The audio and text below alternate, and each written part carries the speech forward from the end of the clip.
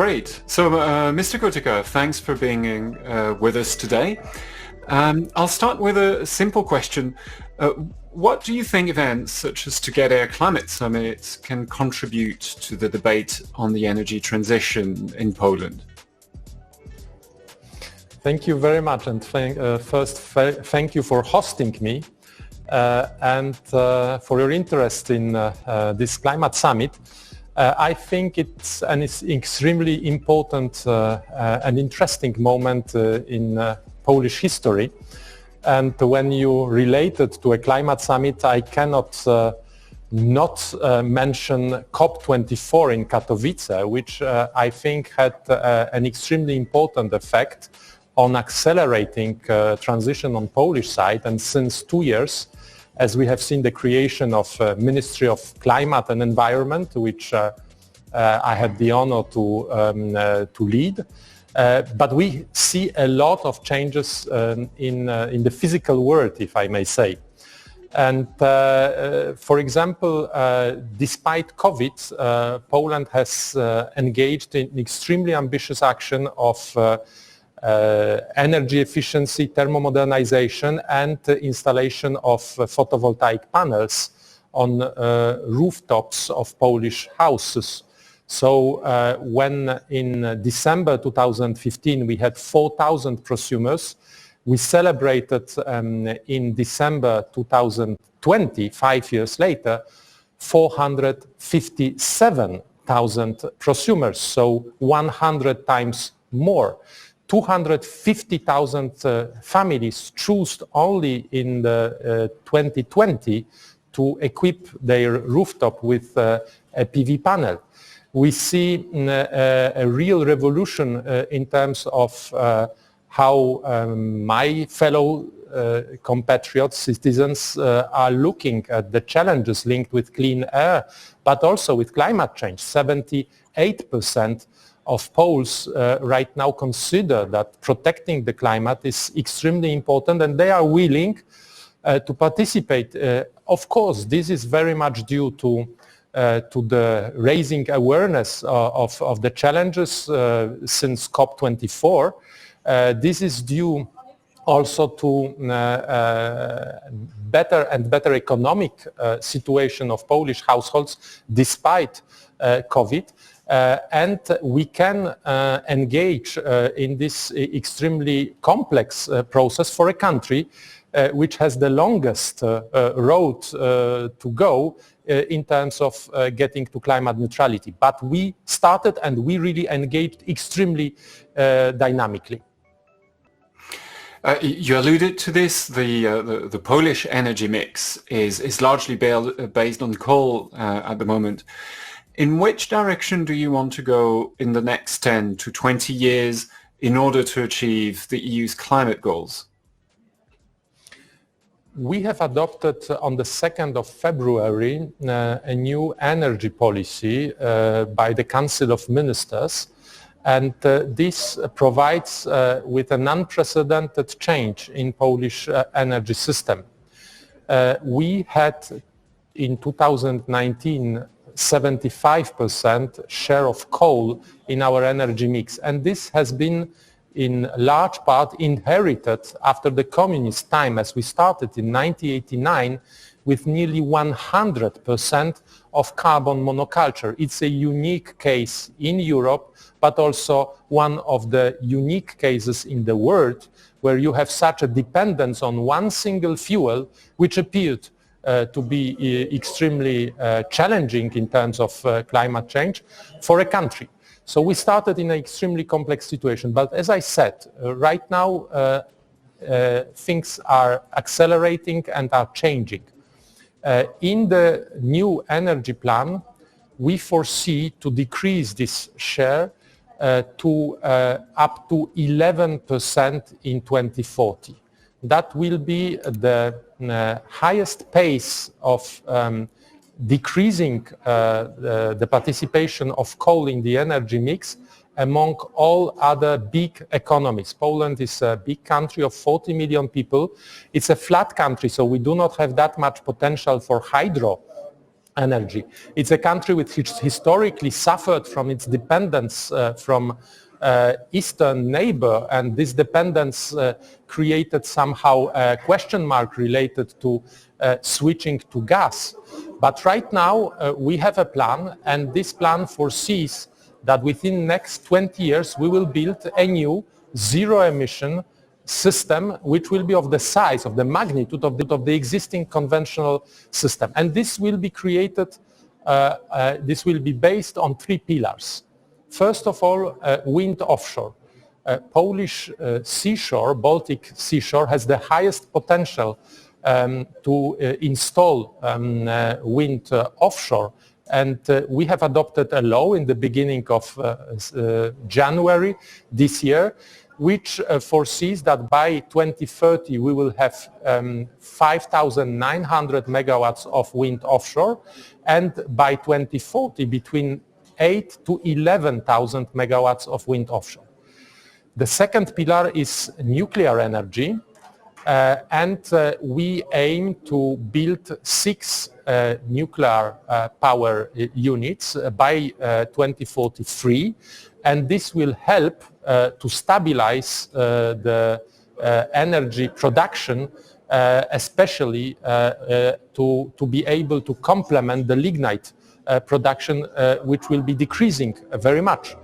And thirdly, lastly, but this is what I related at the beginning to, this is this democratic bottom-up revolution which is happening right now in Poland in terms of renewables energy. It's not only photovoltaics, but soon we want to make it a biogas, also hydro, small hydro, geothermic revolution, which is really making a change in Poland. Poland last year has been 4th country within European Union in terms of photovoltaic capacities, and we still continue record by record, month by month.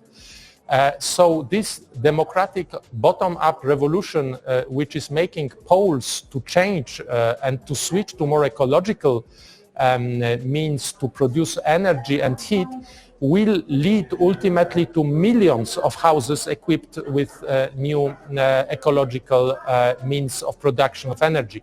We foresee by 2030 at least 1 million of such prosumers. But it's not only limited to energy system. We also have ambitious plans, and we already deliver on the side of electric mobility and switching combustion engines, especially in the public transport, to zero-emission energy, to zero-emission buses. And by 2025, the energy policy that we have adopted foresees that all major cities will have to buy only zero-emission buses, so either hydrogen or electric. And this strategy will be very much also benefiting from recovery and resilience mechanism, because this is an extremely investment-intensive revolution. And Poland, which is a country of economic success, still is far behind in terms of GDP per capita to its richer Western counterparts. So when you compare an average Pole earning 1,100 euro with an average German earning 2,500, 2,700 euro, then they are confronted with the same cost of an electric vehicle or a photovoltaic panel. So this is why we need this investment stimulus. We need solidarity, European solidarity, so that we will be able to catch up, but also with this to rebuild Polish energy system and also become more climate and environmental friendly. You mentioned this. The coal phase out in Poland implies a transformation of the economy. How can these changes be conducted in a way that is fair for the workers involved, for the industries involved, who will be impacted the most? Well, changes in Poland are happening once Poles are convinced for something, it's going extremely quickly.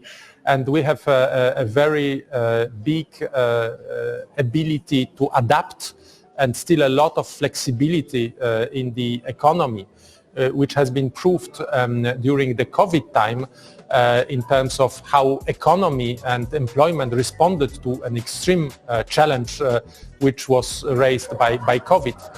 But this has a price. I mean, the changes which are happening in Poland are less spectacular.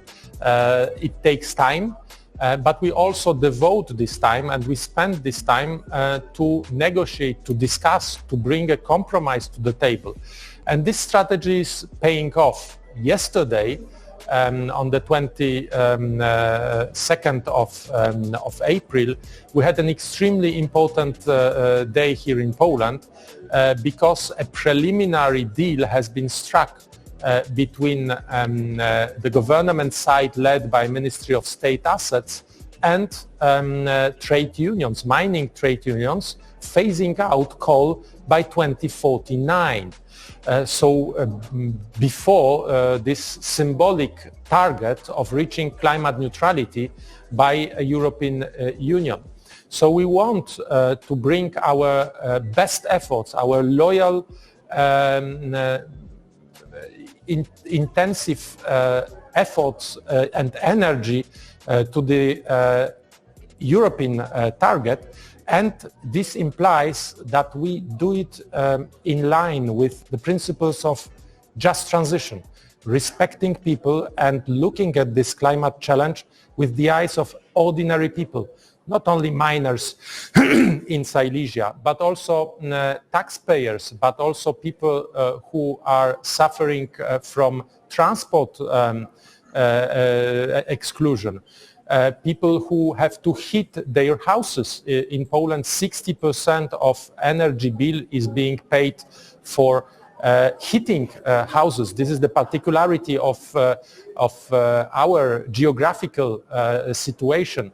So we need to take everything on board, and we need to make sure that nobody is left behind, and that during this unprecedented change, which is foreseen by the government, nobody will increase its vulnerability. And that will not be done at the expenses of the most vulnerable groups nor regions. So this is why also we want to create alternative sources of employment. This is why investments with recovery and resilience are done also in order to stimulate industries which can play a role of alternative places, jobs for people who will be gradually losing jobs in fossil fuel dependent regions.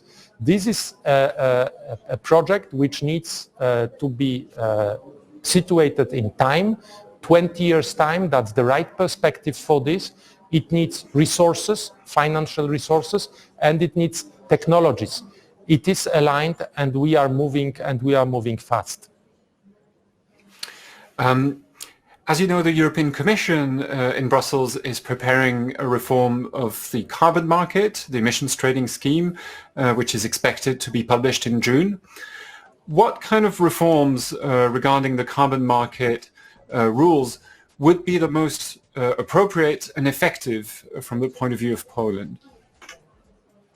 Well, we have to take into account the fact that we have richer and poorer countries within the European Union, and that for some of them a high carbon price would not be enough. They will ask for more because their economy and wealth of their citizens allow it. For some others, it might be having the adverse effect. High ETS prices are putting a lot of energy companies in an unsustainable situation in which they cannot have any resources to invest in new sources of production of electricity. So they are stuck with their existing assets. On the other side, rising ETS prices is a risk to induce energy poverty, and that is a concern all across Europe. So I think we have to strike a right balance between sending signals to the industry and making sure that their change is feasible also in terms of investment capacities, and that during the time when the new investments will not yet be in place, so the new zero emission or low emission energy mix will not be completely in place, we will be able to protect the most vulnerable parts of the population. So this is in this spirit that we have to approach the ETS reform. We have to make sure that no unsustainable burden is put on the shoulders of the most vulnerable fringes of our populations and regions. So this concerns today energy prices, but we should also ask ourselves a question whether we think that the same carbon price should be put on the shoulders of people in let's say Hamburg and Rzeszów, Sofia and Paris, Lisbon and Vilnius, if we know that they are confronted with very different prices for their buildings and very different ability to pay for thermomodernization, for example. The same concerns the automotive industry. So we should make sure that it is done in a fair manner. Thank you very much, Minister, for taking the time to speak to us today.